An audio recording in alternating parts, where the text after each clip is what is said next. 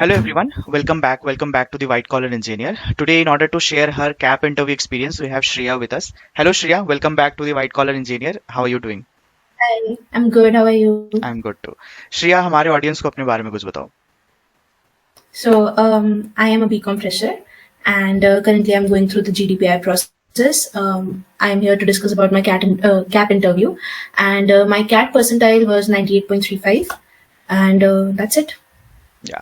So Shreya, what was the process all about? Like, was there any GD, extempore, VAT, or directly the PI?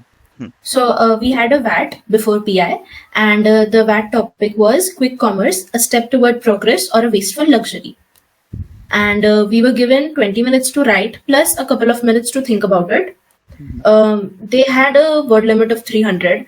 However, I don't think I reached the limit. It was a good topic though. It's a wide topic.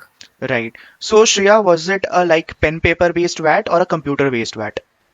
Pen paper. I actually haven't heard of anybody taking computer based yet. Correct. So it was a pen paper based one, and there was, as you mentioned, that there was a word limit, right? Yes. But that word limit is not something you can actually reach in that short amount of span. So it's Exactly. just for saying, yeah. So indirectly, it's a page limit basically because they'll be giving you pages to write. Right? Exactly. There you have to just fill up the page front and back. And the topic was also good. Quick commerce, it's a wide topic, so you can put in a lot of points. Correct. And how do you go about approaching a VAT when you are given a topic, say for example, a topic which you know about and a topic which you are completely not aware? So what are your approaches? Okay, so I'll tell you my approach.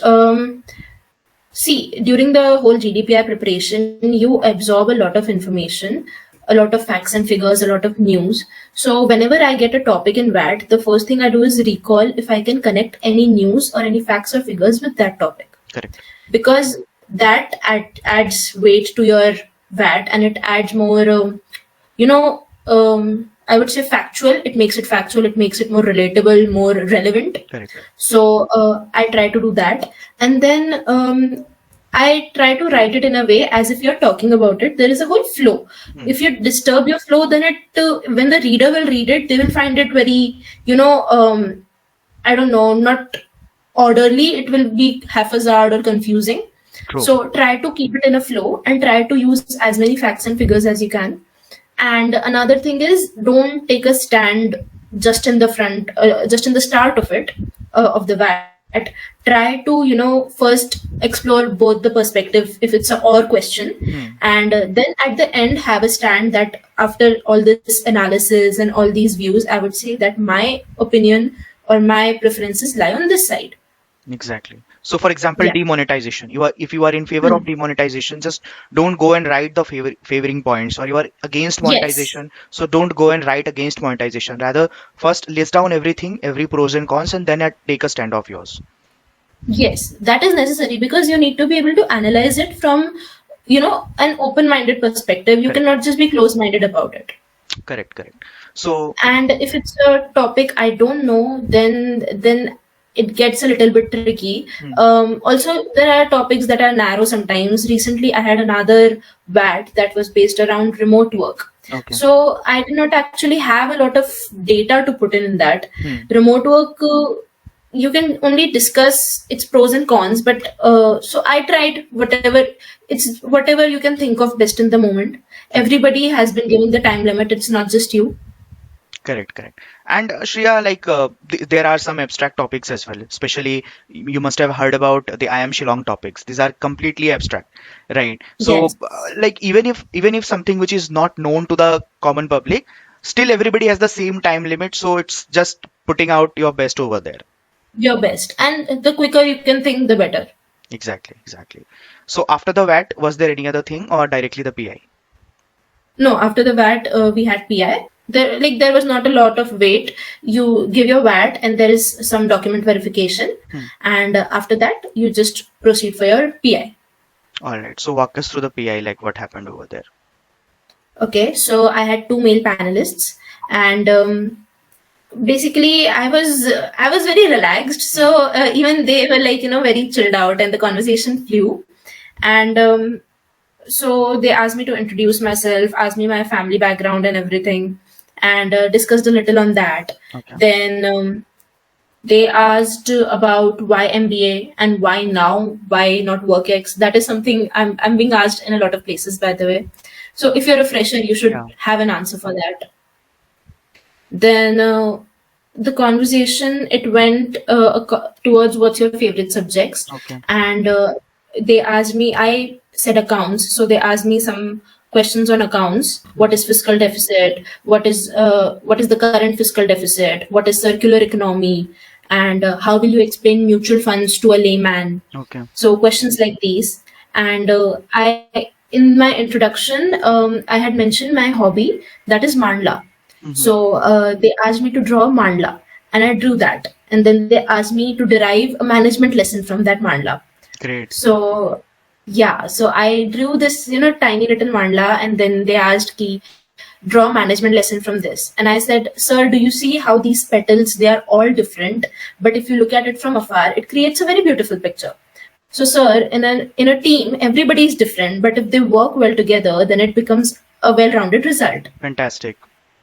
Yeah, so they liked my answer. That was a good answer.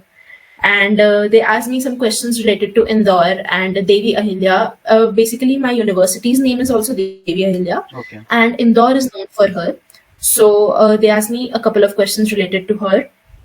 And they asked that what else are you interested in other than economics, finance, accounts. So I said sustainability, because I like reading about sustainability and climate action. And so they asked, is sustainability a cost or revenue for a company? And if it, I said that it is that's my answer. I could be wrong, by the way, but I said that it is on paper mostly a cost. However, in action, it's a revenue. Makes sense. And then there's CSR. CSR is also a sort of responsibility, but it is also their social contribution. So it is a revenue if you look at it that way. Right. So then they asked that, so it is mostly something firms do other than their main operation. So these were some questions they asked. And this is an accounts question. If there is a capital asset and it is depreciating, what will be the journal entry at its salvage value? And I actually mentioned that it is also sold at scrap. So I made the journal entry in that way. So they asked that, is this selling scrap sales revenue? Then I said, no, it's not sales revenue. So they asked what it is and what is sales revenue. So that was some accounts discussion.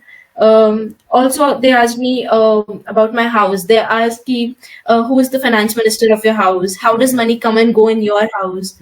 So questions like that. Who is your role model other than, like he himself said, who is your role model other than your father and Ratan Tata? Okay. Because generally people would say Ratan Yeah. Tata.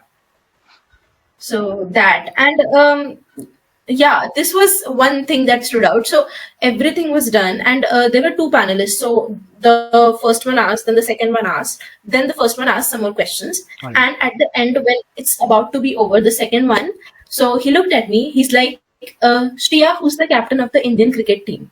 Okay. So I said, Sir Rohit Sharma. Okay, and then he literally for like 10 seconds he just looked at me like this. And I was like, sir, have I offended you somehow? And he's like, why did you not ask me which team? Yes. Why not Harmanpreet Kaur? And yeah, so I was like, sir, that's where my mind went first. It was a trick question. It was, yes. Yes. So on that note, the interview ended, right? Yes. Okay. It So went well though. It was yeah, fun. It was relaxed.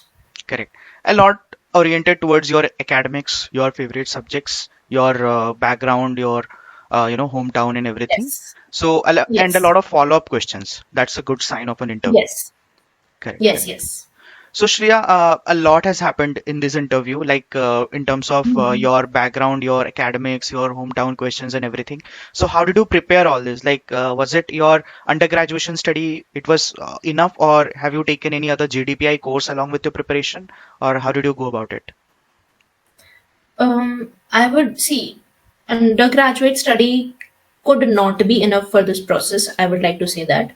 I personally, the coaching that I prepared for CAT, there only I prepared for the whole GDPR process. They have a very good structured format of actually teaching, and that helped a lot. So if you are someone who is doing this sort of thing for the first time, if you are somebody who has an experience with personal interviews and all that, so maybe you don't need somebody else's guidance that much.